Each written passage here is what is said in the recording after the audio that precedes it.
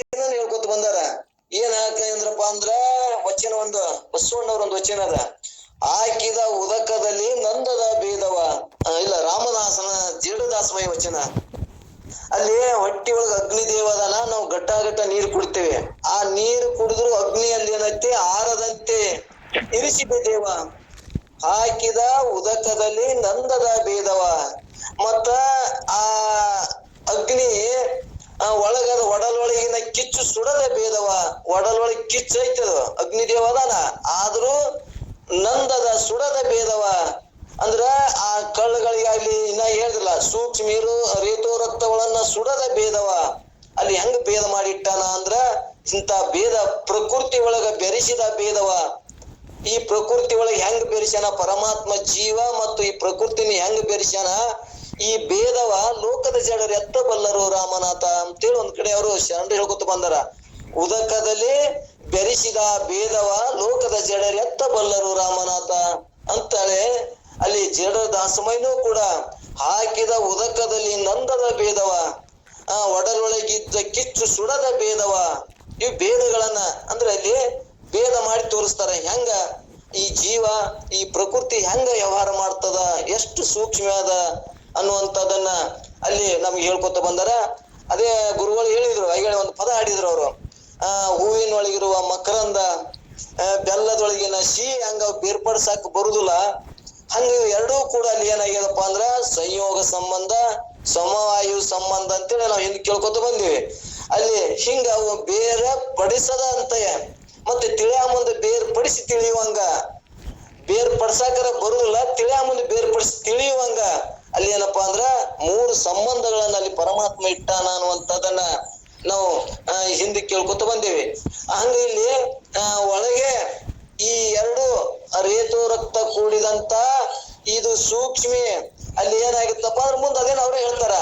ಅಲ್ಲಿ ರಕ್ತ ಇದು ವೀರ್ಯ ಕೂಡಿ ಹಾಲಿನೊಳಗ ಕುಂಕುಮ ಕುಡಿದ್ರೆ ಹೆಂಗ ಅಲ್ಲಿ ಆಕಾರ ಆಗ್ತದ. ನಾವು ಕುಂಕುಮದ ಪೂಜೆ ಮಾಡೋ ಒಂದಿಷ್ಟು ಕುಂಕುಮ ಒಂದಿಷ್ಟು ವಿಭೂತಿ ಕುಡಿಸಲ್ಲಿ ಒಂದು ಆಕಾರ ಬೇರೆ ಆಗ್ತದ. ಹಂಗಲ್ಲಿ ಆಕಾರ ಇದ್ರೂ ಕೂಡ ಜಠರಾಗ್ನಿ ಒಳಗೆ ಇದ್ರೂ ಕೂಡ ಸುಡದ ಭೇದವ. ಅಂದ್ರೆ ಅಲ್ಲಿ ಏನು ರಕ್ಷಣೆ ಮಾಡುವಂತ ಪರಮಾತ್ಮನ ಏನ್ ಅದ್ಭುತ ಶಕ್ತಿ ಅದ ಅನ್ನುವಂಥದ್ದನ್ನ ಇಲ್ಲಿ ಹೇಳ್ಕೊತ ಹೊಂಟಾರ.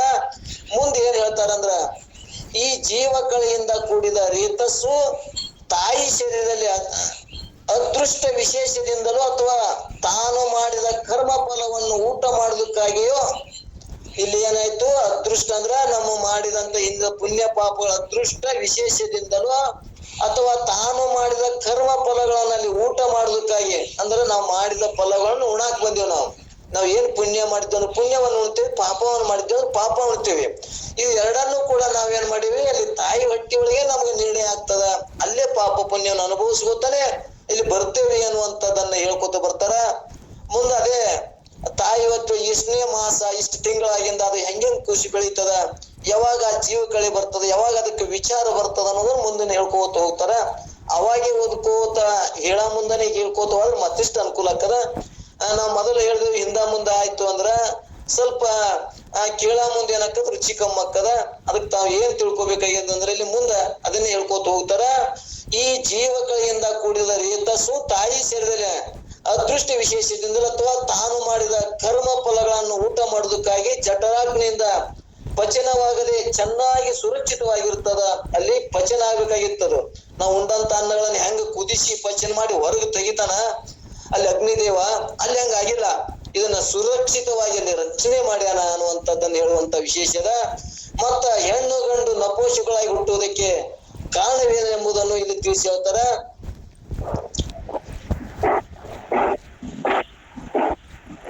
ಏನ್ ಹೇಳ್ತಾರಪ್ಪ ಅಂದ್ರೆ ಇಲ್ಲಿ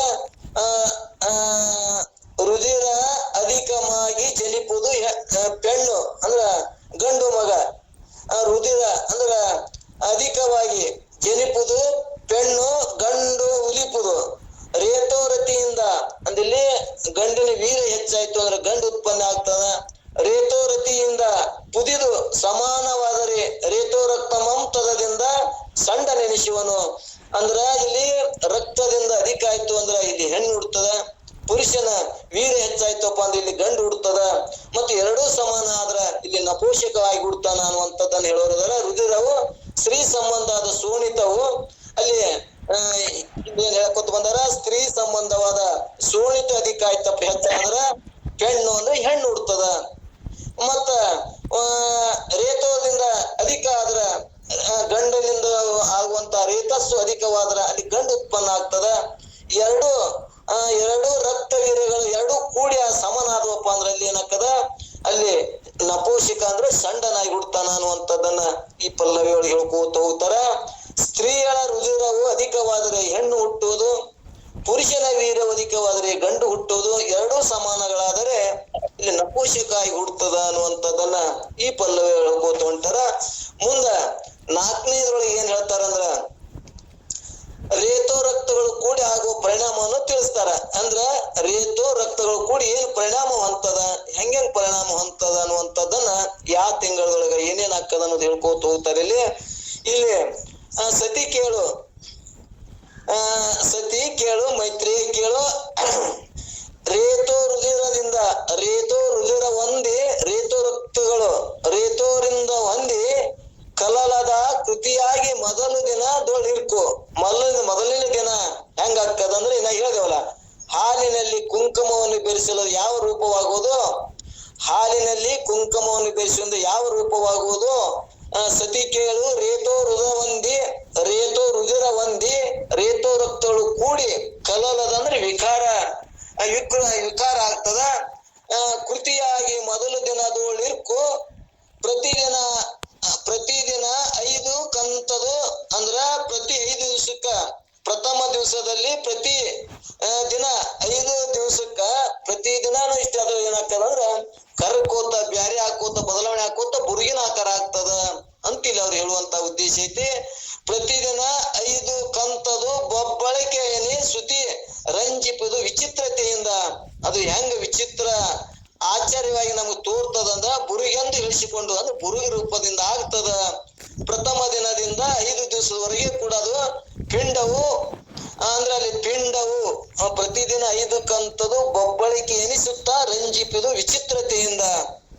ಅಂದ್ರೆ ಇಲ್ಲಿ ವಿಚಿತ್ರವಾಗಿ ಬುರುಗಾಗಿ ಅದೇನಾಗ್ತದ, ಒಂದು ರೂಪ ಆಗ್ತದ, ಒಂದು ಆಕಾರ ಹೊಂತದಲ್ಲಿ ಅದು ಆಕಾರ ಆಗಿ ಮುಂದ ಆ ಪಿಂಡ ಹೆಂಗ ಆಗ್ತದಪ್ಪ ಅಂದ್ರ ಮತ್ತ ಒಂದು ಅನ್ನದ ಅಗಳಾಗಿ ಅಲ್ಲಿ ಏನಾಗ್ತದ ಕುಂಕುಮ ಮತ್ತು ವಿಭೂತಿ ಕುಡ್ದಾಗ ಹೆಂಗ ನಾವು ಎರಡು ತಿಕ್ಕದಂಗ ಅಲ್ಲಿ ಒಂದು ಉಂಡೆ ಆಗ್ತದ. ನಾವ್ ದೇವ್ರಿಗೆ ಹಚ್ಚಂಬ ಎರಡು ಕೂಡಿ ಹಚ್ತಿರ್ತೀವಿ, ಅಲ್ಲಿ ಒಂದು ಹೆಂಗ ಉಂಡೆ ಆಗ್ತದ ಹಂಗ ಎರಡು ಕೂಡಿ ಉಂಡೆ ಆಗ್ತದ ಅನ್ನುವಂಥದ್ದನ್ನ ಇಲ್ಲಿ ಹೇಳ್ತಾರ.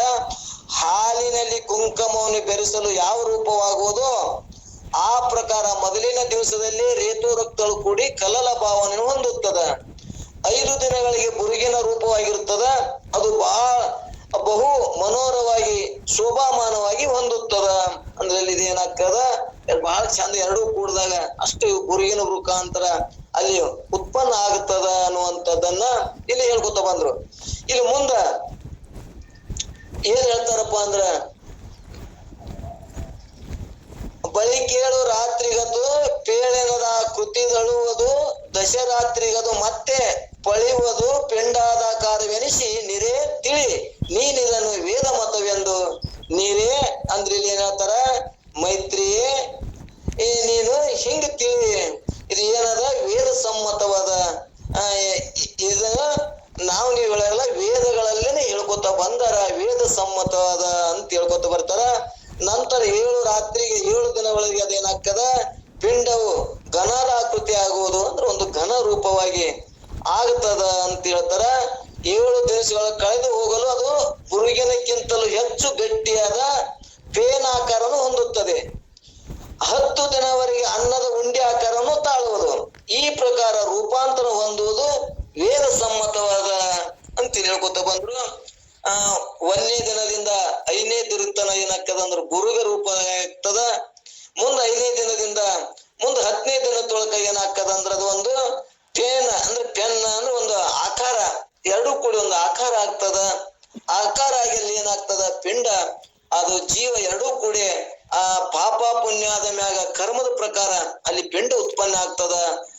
ಕಪ್ಪ ಬೀಳುವ ಶಾಣೆ ದಡ್ಡ ಅಂಗವಿಕಲ ಮತ್ತ ಇವು ಹಿಂಗೆರಡು ಆಗ್ತಾ ಇರ್ತಾವ ಅಂತ ಹೇಳ್ಕೊತ ಬರ್ತಾರ. ಇಲ್ಲಿ ನಮ್ಗೆ ಏನ್ ಸ್ಪಷ್ಟತೆ ಬತ್ತು ಅಂದ್ರ ತಾಯಿಯ ರಕ್ತ ಹೆಚ್ಚಾಯ್ತು ಅಂದ್ರ ಹೆಣ್ಣು ಹುಡ್ತದ, ಮತ್ತ ಗಂಡನ ವೀರ್ಯ ಹೆಚ್ಚಾಂಶಗಳು ಹೆಚ್ಚಾದವಪ್ಪ ಅಂದ್ರೆ ಅಲ್ಲಿ ಗಂಡು ಹುಡ್ತದ. ಎರಡೂ ಮಿಶ್ರ ಆಯ್ತಂದ್ರ ನಪೋಷಕ ಅಂದ್ರೆ ಇಲ್ಲಿ ಒಂದ್ ನಪೋಷಕ ಆಗಿ ಹುಡ್ತಾನ ಅನ್ನುವಂಥದ್ದನ್ನ ನಮ್ ತಿಳಿಸುತ್ತ ಬಂದ್ರು. ಆ ನಂತರ ಏನ್ ಹೇಳ್ತಾರಪ್ಪ ಅಂದ್ರ ಹಿಂಗ ಈ ಶರೀರ ತಾಯಿ ಹೊಟ್ಟಿ ಒಳಗೆ ಹಿಂಗ ಉತ್ಪನ್ನ ಆಗ್ತದ.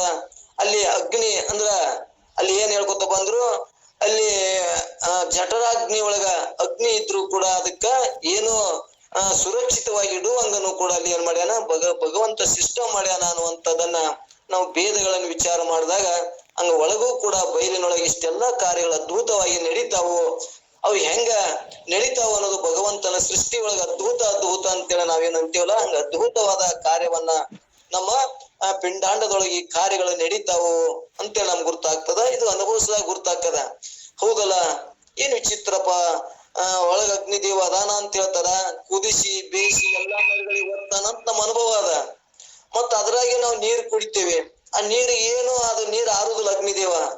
ಮತ್ತ ಅಲ್ಲಿ ಅಂತ ಸೂಕ್ಷ್ಮ ಒಳಗ ಅಗ್ನಿದೇವ ಅದಾನ. ಮತ್ತ ಇಂತ ಎಲ್ಲಾ ನರಗಳಾಗ್ಲಿ, ಇಂತ ಸೂಕ್ಷ್ಮ ರೇತು ರಕ್ತ ಕೂಡಿದಂತ ಸೂಕ್ಷ್ಮ ಅಣು, ಆ ಅಣುವಿಗೂ ಕೂಡ ಅದು ಜಠರಾಗ್ನೊಳಗೆ ಕುದಿಸಿ ಏನು ಮಾಡಂಗಿಲ್ಲ, ಅದನ್ನ ರಕ್ಷಣೆ ಮಾಡ್ತದ.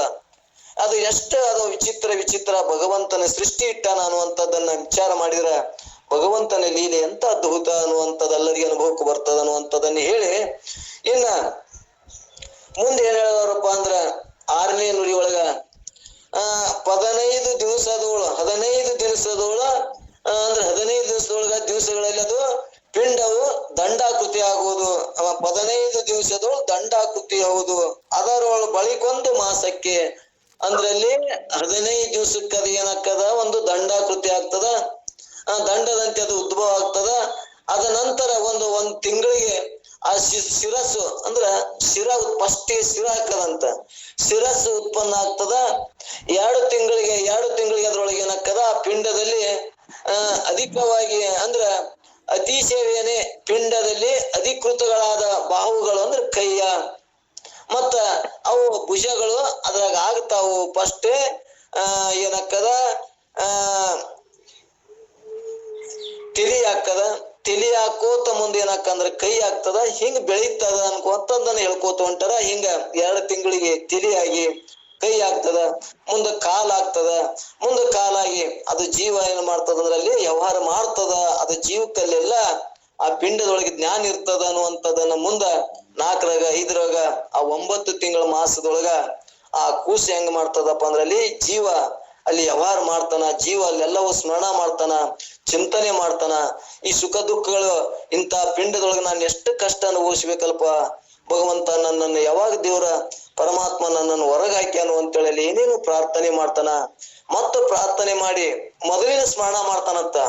ಮೊದಲ ನಾನು ಇಂಥ ಜನ್ಮದೊಳಗೆ ಇಷ್ಟ ಕಷ್ಟ ಅನುಭವಿಸಿ ಬಂದಿನಲ್ಪ, ಮತ್ತ ನಾನು ಈ ಭೂಮಿಗೆ ಕಷ್ಟ ಅನುಭವಿಸಕ್ಕೆ ಹೋಗ್ಬೇಕಲ್ಲ. ಒಮ್ಮೆ ಏನಂತಾನ, ನಾನು ಅಲ್ಲಿ ಇಲ್ಲೇ ಇರುದಿನ ಕಷ್ಟ ಪಾಡ, ಅಲ್ಲಿ ಭೂಮಿ ಮ್ಯಾಗ ಅತಿ ಕಷ್ಟ ಅದ, ನಾ ಹೆಂಗ್ ಹೋಗ್ಲಿ ಅಂತೇಳಿ ಅಲ್ಲಿನೂ ಕೂಡ ಅವ ಏನ್ ಮಾಡ್ತಾನಂತ, ಮೊದಲಿನ ಸ್ಮರಣ ಬರ್ತದಂತ. ತಾಯಿ ಹೊಟ್ಟಿ ಒಳಗಿದ್ದಾಗೆ ಸ್ಮರಣ ಬಂದು ನಾ ಈ ಲೋಕದೊಳಗೆ ಮತ್ತ ಭೂಮಿ ಹೋಗಿ ಮತ್ ಹಿಂಗ್ ಕಷ್ಟ, ರೋಗ, ರುಜಿನ, ದುಃಖ, ಯೌವನದೊಳಗಾಗುವ ತಾಪಗಳು, ಮುಪ್ಪಿನೊಳಗಾಗುವ ದುಃಖಗಳನ್ನು ಮತ್ತೆ ಇದನ್ನೇ ಸಹಿಸಿಕೊಳ್ಬೇಕಲ್ಪ, ಏನ್ ಮಾಡಿ ಅಂತೇಳಿ ಚಿಂತೆ ಮಾಡ್ತಾನಂತ. ಅಲ್ಲಿ ಆ ಕೂಸ ಅಲ್ಲಿ ಏನ್ ಮಾಡ್ತದ, ಜೀವ ಚಿಂತೆ ಮಾಡ್ತಾನಂತ. ಅಲ್ಲಿ ಪ್ರಾರ್ಥನೆ ಮಾಡ್ತಾನಂತ, ಭಗವಂತ ನನ್ನ ಏನಾದ್ರೂ ಮಾಡಿ ನನ್ನ ಏನ್ ಮಾಡು, ಇದು ಮನುಷ್ಯ ಜನ್ಮ, ಇದೊಂದು ಜನ್ಮಕ್ಕೆ ನನ್ನ ಕಳಿಸು. ನಾನು ಏನ್ ಮಾಡ್ತೀನಿ, ಪರಮಾತ್ಮನನ್ನು ಏನ್ರ ಮಾಡಿ ಹೊಲಸ್ಕೊಂಡು ನಾನು ಇನ್ನೊಮ್ಮೆ ಮರಳಿ ಬರ್ರಂಗ, ತಾಯಿ ಹೊಟ್ಟಿಗೆ ಬರ್ಲಾರಂಗ ನಾನು ಮಾಡ್ತೀನಿ ಅಂತ ಪ್ರಮಾಣ ಕೊಟ್ಟು ಬರ್ತೀವಂತ. ಈ ಪ್ರಮಾಣ ಏನೋ, ಇನ್ನೊಮ್ಮೆ ನಾ ಮರಳಿ ತಾಯಿ ಹೊಟ್ಟಿ ಬರುದಿಲ್ಲ ಅಂತೇಳಿ ಪ್ರಮಾಣ ಕೊಟ್ಟು ಬರ್ತೀವಂತ.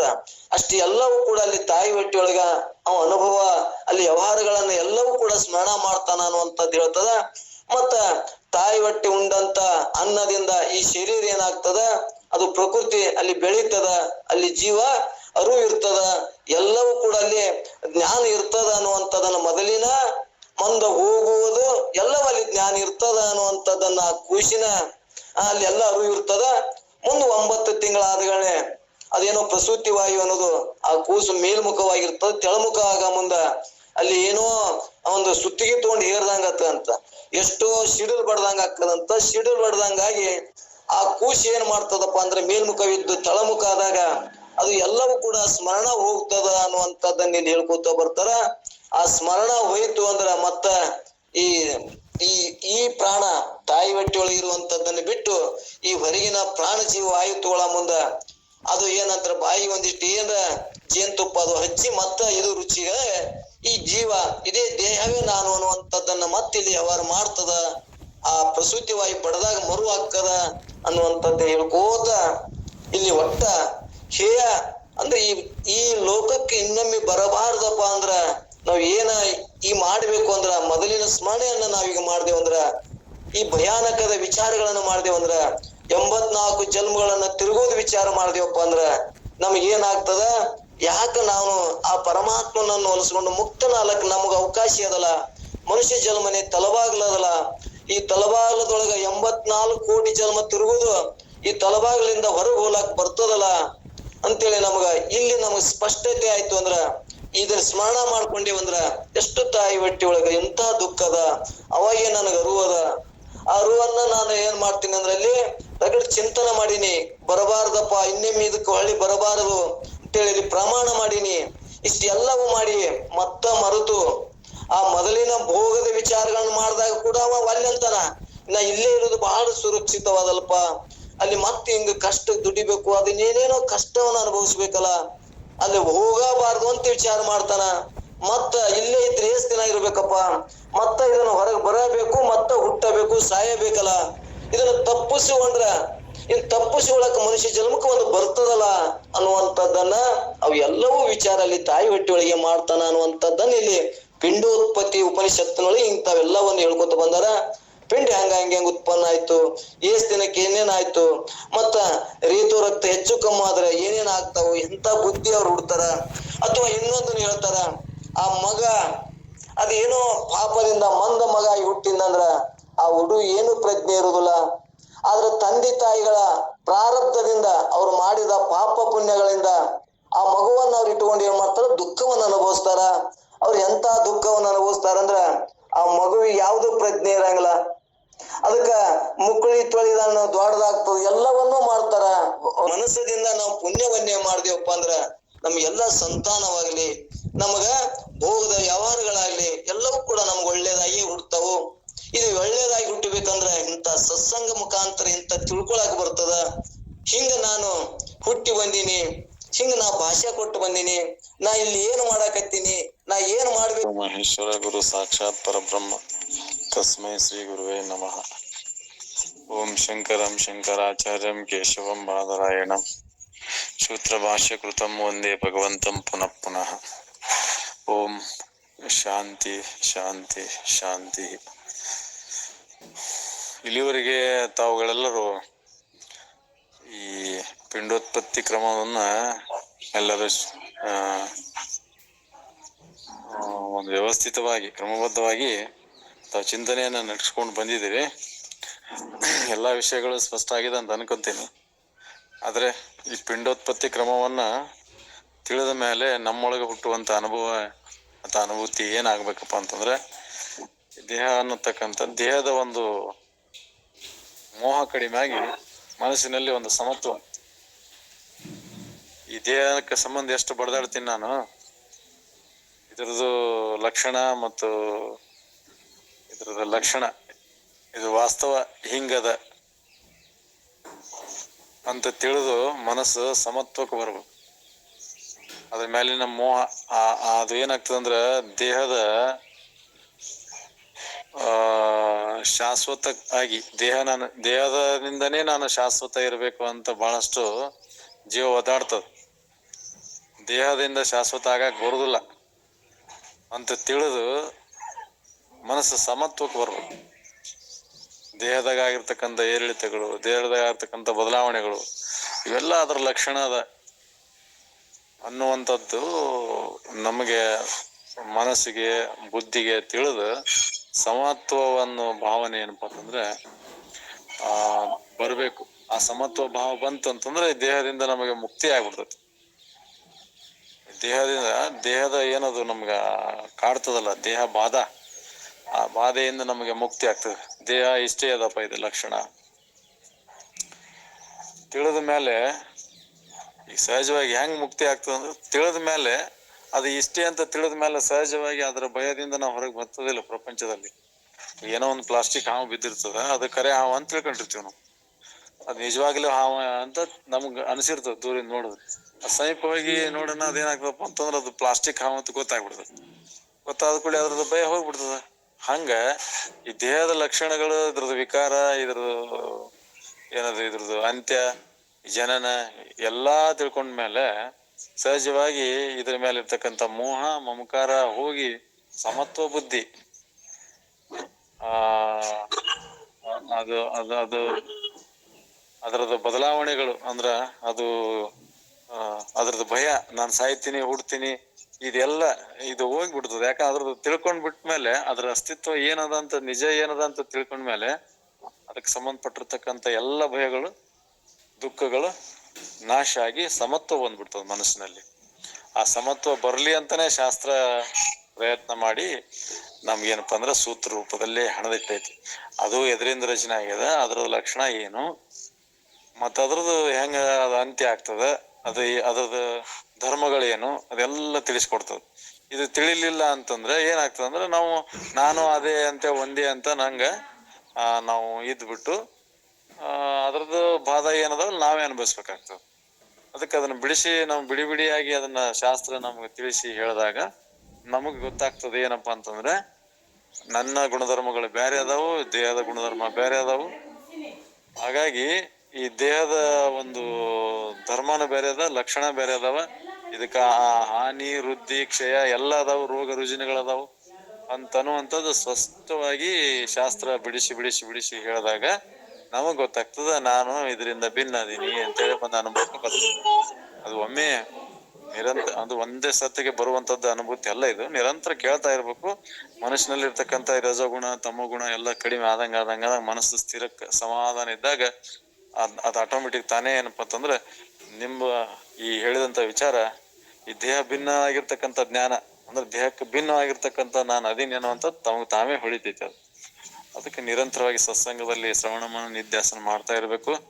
ತಮ್ಮ ಒಳಗೆ ಇರ್ತಕ್ಕಂಥ ಅನುಭೂತಿಗಳನ್ನ ಯಾವುದೇ ಏನಂತಾರೆ ಗೊಂದಲಗಳನ್ನ ಸಂಶಯಗಳನ್ನ ನಿವಾರಣೆ ಮಾಡ್ಕೊಂಡು ಶ್ರದ್ಧೆಯಿಂದ ಗುರುವಾಣಿಯನ್ನ ಮತ್ತು ಶಾಸ್ತ್ರದ ವಾಣಿಯನ್ನ ಆಲಿಸ್ಬೇಕು. ತಮ್ಮ ಮನದಲ್ಲಿರ್ತಕ್ಕಂಥ ಸಂಶಯಗಳನ್ನ ಬಗೆಹರಿಸ್ಕೋಬೇಕು. ಅದು ಹಂಗೆ ಮುಂದ್ ಹಂಗೆ ಹೊರಿತಾ ಇರ್ಬೇಕು, ನಿರಂತರ ಇರ್ಬೇಕು. ಇದ್ರಾಗ ನಿರಂತರತೆ ಅಂತಕ್ಕಂಥದ್ದು ಬಹಳ ಮುಖ್ಯ. ನಿರಂತರತೆ ಇದ್ದಾಗ ಕೊನೆಗೆ ಒಂದು ದಿನ ತಮ್ಮ ಅಸ್ತಿತ್ವದ ಜ್ಞಾನ ತಮ್ಗೆ ಆಗ್ತದ ಅಂತಕ್ಕಂಥ ಮಾತನ್ನು ಹೇಳಿ ನಾನು ಎರಡು ಮಾತುಗಳು ಮುಗಿಸ್ತಾ ಇದ್ದೀನಿ. ಎಲ್ಲರಿಗೂ